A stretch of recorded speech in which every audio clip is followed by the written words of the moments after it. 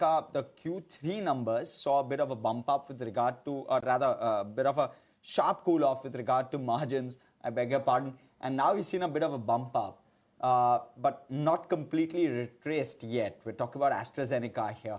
Now let me go across to Ashesha. She's here with regard to Coal India and a 2% stake sale by the government through offer for sale. The floor price is really what the concern is, right, Ashesha? Well, yes. So the floor price has been fixed at 412 rupees per share, which implies 10% discount as compared to the yesterday's closing price. Now, the government is looking to sell up to 2% stake, which means the base is at about 1% stake, and additional 1% via green shoe option, which means government could fetch a total of 5,000 crore via this OFS. Let's also try to understand the shareholding pattern. The promoter group, which is the government, currently holds about 63.1% stake in the company. The government is looking to sell 2% stake, which means promoter shareholding will then come down to about 61.1%. Now, the government has done OFS earlier as well. It was in June 2023, that was the last OFS, where the government sold about 3% stake in the company, and they fetched about 4,150 crore via this OFS.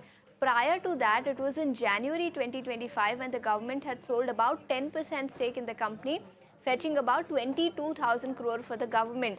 Now, the outlook for 2027 is also on the positive side. In fact, last time when we spoke to the management, they did tell us that 2027 is very positive.